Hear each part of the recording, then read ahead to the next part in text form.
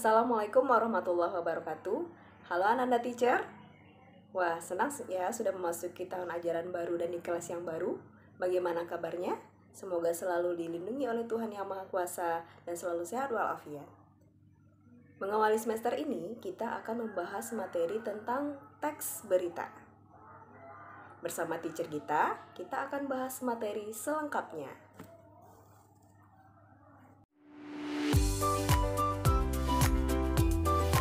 Adapun tujuan pembelajaran yang akan kita capai setelah mempelajari teks berita ini, nanti Ananda Teacher mampu menjelaskan pengertian berita, mengidentifikasi unsur-unsur teks berita, menyimpulkan teks berita, dan mampu membacakan sebuah berita. Baik Ananda Teacher, sebelum kita masuk pengertian berita, silakan Ananda Teacher baca sebuah berita pada slide ini. Pada slide ini dapat diketahui bahwa berita tersebut berisi tentang anak-anak yang kecanduan gadget sehingga berdampak pada kesehatan psikologisnya, sehingga mereka harus direhabilitasi di sebuah rumah sakit jiwa. Nah, berita ini terjadi di Provinsi Jawa Barat. Berdasarkan teks berita tersebut, dapat kita simpulkan bahwa berita berisi fakta atau kejadian yang benar-benar terjadi.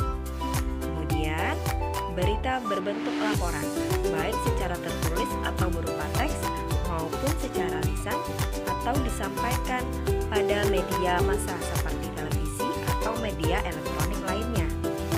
Sekarang, silakan simpulkan sendiri apa pengertian berita menurut kamu. Kemudian, salinlah pada buku catatanmu dengan teratur dan rapi. Baik anak teacher, kita masuk pada materi kedua teks berita, yaitu unsur-unsur atau struktur berita. Langsung saja kita akan mengidentifikasi atau menganalisis struktur berita dengan mengajukan beberapa pertanyaan. Yang pertama, apa yang terjadi pada berita tersebut? Ratusan anak masuk RSJ karena kecanduan gadget. Di mana peristiwa tersebut terjadi? Di Cisarua, Provinsi Jawa Barat. Kapan peristiwa tersebut terjadi? Pada tahun 2019. Siapa yang diberitakan dalam berita tersebut? Ratusan anak. Mengapa peristiwa tersebut sampai terjadi? Untuk melarikan diri dari ketidaknyamanan dan jam pemakaian game yang sudah tidak proporsional. Bagaimana mengetahuinya? Mengetahuinya dapat dikenali dari perilaku sehari-hari. Nah, anak teacher, dapat kita simpulkan bahwa kita dapat mengetahui atau mengidentifikasi unsur-unsur sebuah berita dengan mengajukan 6 pertanyaan yang disingkat dengan adik Simba atau 5W1H. Jadi unsur apa untuk mengetahui kejadian atau peristiwa? Di mana untuk mengetahui lokasi atau tempat kejadian? Kapan untuk mengetahui waktu? Siapa untuk mengetahui subjek atau orang yang diberitakan? Mengapa untuk mengetahui sebab terjadinya peristiwa?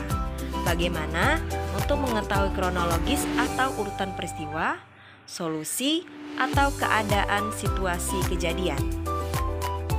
Baik anak teacher, kita masuk bagian ketiga pada teks berita, yaitu kaidah kebahasaan teks berita. Yang pertama, berita menggunakan bahasa standar atau bahasa baku. Maksudnya, bahasa dalam berita yang digunakan tidak boleh menggunakan bahasa daerah ataupun menggunakan bahasa gaul. Yang kedua, menggunakan kalimat langsung. Pada sebuah teks berita, terdapat sebuah argumen atau pendapat dari narasumber. Tentu dalam hal ini kita menggunakan kalimat langsung yang ditandai dengan tanda petik 2. Yang ketiga, menggunakan konjungsi penerang atau konjungsi bahwa. Keempat, menggunakan kata kerja mental. Apa maksudnya kata kerja mental ini? Kata kerja mental digunakan untuk berpendapat atau meyakinkan seseorang, sehingga apa yang kita sampaikan dapat dicerna dengan baik oleh orang lain. Seperti kata memikirkan, membayangkan, berasumsi, berpraduga, menduga, menyimpulkan, dan lainnya. Kelima, menggunakan keterangan waktu dan tempat. Karena dalam sebuah berita itu ada unsur di mana, dan kapan. Sehingga kita menggunakan keterangan waktu dan tempat. Keenam, menggunakan konjungsi temporal. Temporal maksudnya adalah urutan waktu, seperti kata kemudian, sejak, setelah, awalnya, akhirnya, sebelumnya, dan lain sebagainya. Keempat, kita langsung masuk langkah-langkah penyampaian teks berita. Yang pertama, menentukan sumber berita. Jadi, sebelum kita menyampaikan teks berita, kita perlu memilih berita apa yang akan kita sampaikan.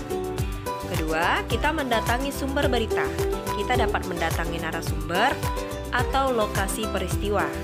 Ketiga, mencatat fakta-fakta berita dengan berkerangka unsur-unsur adik Simba, seperti yang sudah kita contohkan. Keempat, mengembangkan catatan itu menjadi sebuah teks berita yang utuh. Nah, baru setelah itu kita dapat menyampaikan sebuah teks berita. Baik anak teacher, kita masuk bagian terakhir atau bagian kelima pada materi teks berita, yaitu menyimpulkan teks berita. Adapun langkah-langkah sebelum kita menyimpulkan sebuah teks berita, yang pertama kita perlu mendengarkan atau membaca sebuah berita. Yang kedua, mencatat pokok-pokok berita, yaitu unsur adik Simba atau 5W1H. Yang ketiga, baru kita dapat menyampaikan kembali isi teks berita secara lengkap dan ringkas. Oke Ananda Teacher, demikian materi kita mengenai teks berita. Silakan catat di buku catatanmu dan terus tetap semangat ya walaupun kita belajar secara daring. Dan tetap patuhi protokol kesehatan seperti memakai masker, menjaga jarak dan mencuci tangan menggunakan air mengalir. Demikian yang dapat teacher sampaikan. Bye-bye.